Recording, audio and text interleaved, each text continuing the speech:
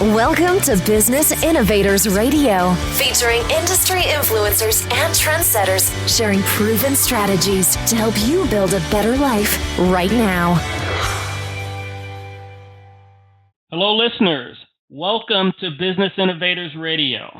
This is your host, Constant Taylor. Today, we have a very special guest on the show, and they're going to share some very exciting information with us. So, if you're looking to increase your personal and professional effectiveness, then you have come to the right place. Our special guest today is Barbara Teicher. Barb has been speaking professionally for over 25 years. The primary content that she speaks on is effective communication and leadership development. Barbara has spoken both nationally and internationally and is based out of Kansas City. The name of her latest book is called It's How You Say It, Effective Business Communication Skills. Barbara, welcome to the show. Thank you. It's a pleasure to be here. And we are certainly glad to have you. I would like to kick off the show by asking you if you could tell the listeners a little bit about your speaking business and how you help others increase their communication effectiveness and leadership. Sure. I work with organizations that want to develop top-notch communication skills, whether that's needed to persuade, to inform, to increase their overall performance. So I help transform business relationships one conversation at a time. Okay. Excellent. And how did you, give me a little bit about your background. How did you start, and then how did you move into the communication and leadership consulting business that you're in now? Well, many years ago, my degree was in education, but I focused in theater, and I did that for several years and loved it. But time to move on, and ended up going into work in the communications industry, and did that as well as sales. And within the communications industry, telecom industry specifically, I did a lot of different things. I worked in leadership development. I worked at both the C-suite as well as entry level. So one of the unique things that it positioned me for as I was gaining this knowledge is to work not only with the leaders of the organization, but also the folks that support it. So being able to bridge that gap was great. And I found that not only was I doing a lot of training, but I've been asked to speak on different areas and on different topics. And before I left corporate America, which was about 10 years ago now, I actually did speaking for high-level clients and C-suite clients that would come into the organization. And from there, and from all of the background in that communication area that I'd had, I started my own business and then continued the education through that. It's been about 10 years I've had my own business now. So what has been your biggest challenge in the 10 years, or the biggest obstacle that you personally have had to overcome? I would say it's more the obstacles that other folks have had to overcome. And what I mean by that is a lot of times the folks that struggle the most with having their messages perceived correctly are the exact people that don't think they have a problem at all. And as you're talking to those folks that work with them, they're sending out the SOS for you.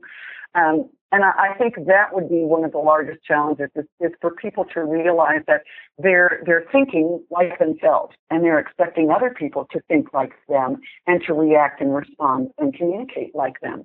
And not all people are alike, obviously.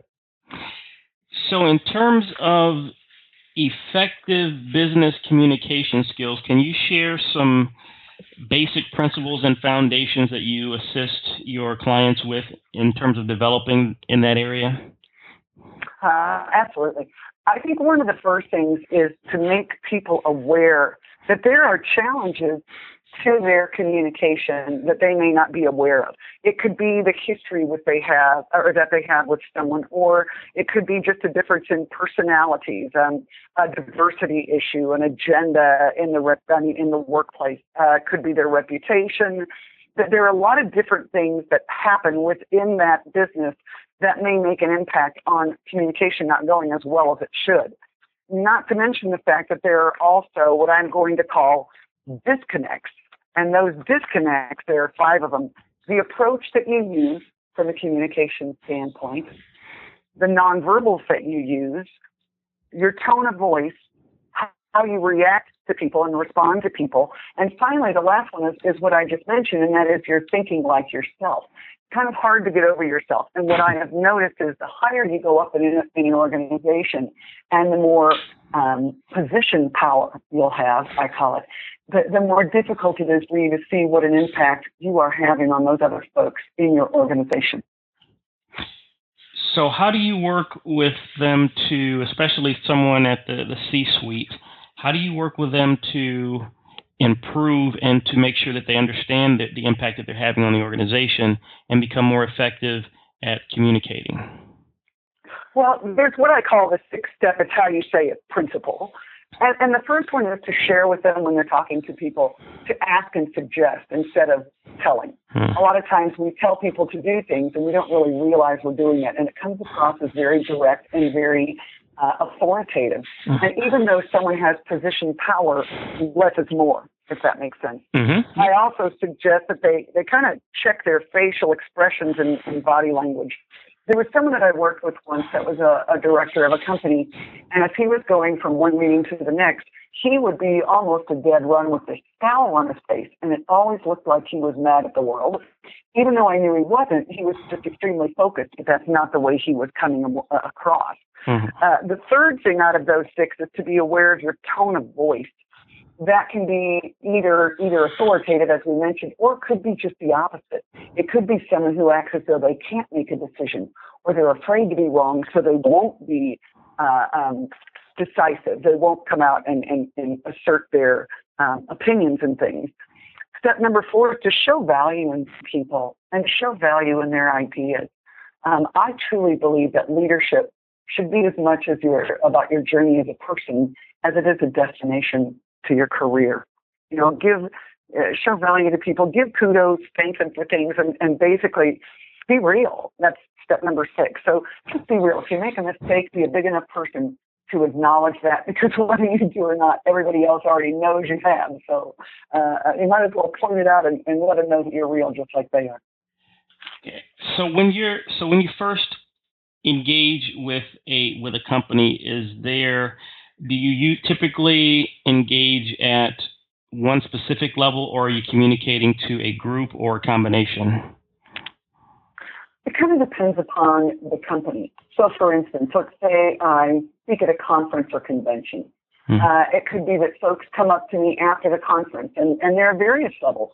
They may be director level, they may be managers, they may be officers. It just depends. But I would say usually the director level, upper management level are the folks that bring me in, and I'll do workshops. So normally I work with corporate America, I work with associations, I work with government agencies, and I will do different programs. So I may do one program at the manager's level. I may do a different program at the leadership level. A lot of it depends upon what's happening in the organization. If I were to go in and do focus groups, for instance, a lot of times there's information that comes out of them that leadership may not even be aware of because people are afraid to talk, right?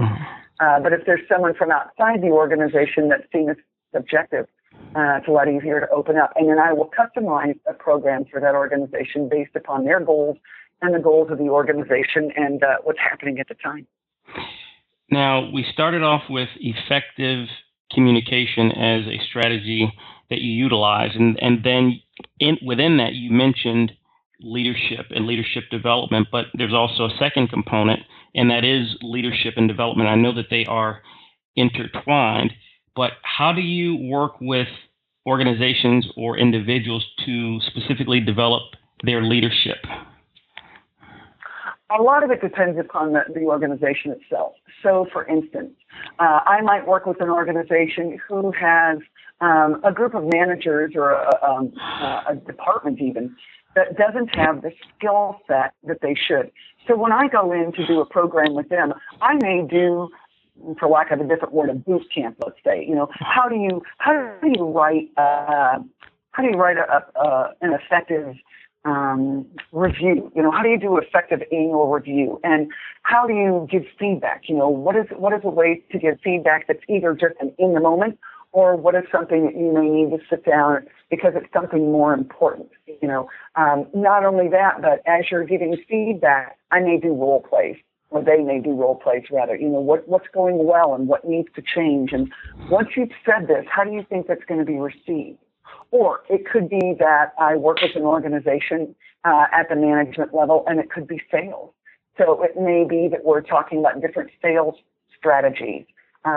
A lot of times it goes back to also, it could even be something that they're going to ramp up. It might be, how do I know what to look for when we're hiring? So those are very entry-level skills for management that may not have had those skills. If I'm working with someone in the higher ranks, if I'm working with leadership, then it takes a more strategic turn. So a lot of it depends upon, as I mentioned earlier, what's happening within the organization, what are the challenges they're facing, what are the goals they're facing, and how can we use communication to cut down the time that it's taking to get rid of the infighting, to get rid of the departmental back and forth, so that you can focus on the projects themselves and get to the end with better synergy between the groups, because that impacts the bottom line in revenue. Now, for the last segment of the program, I asked the people that I'm speaking to if they had just one message that they wanted to convey to the listeners. If you don't get anything else that I'm saying, I want you to get this. Could you please convey that to the listeners? Wow. I think I would say, in answer to that it would need to be a quote by Dr. Maya Angelou. And that is, people will forget what you've said, and people will forget what you've done, but people will never forget how you've made them feel. And that is totally what effective business communication is about. Not only are you getting the job done, but how are you making those people feel that are working with you? If you're the conductor of a train and you're the first one on the train and you get to the station before anyone else, if there's no one else aboard, what difference does it make? Mm-hmm. Wow. And I think that would be the message. That's one of my favorite quotes, by the way. So that's pretty powerful. Good. If the listeners would like to get in contact with you or your organization, or learn more about the services that you provide with leadership and communication, how can they do that? There are three ways. One would be to contact me through email, Barbara, BARBARA, at itshowyousayit.com, and you is YOU. They can feel free to call me. My direct phone number is area code 913-707-5826, and my website is www.itshowyousayit.com.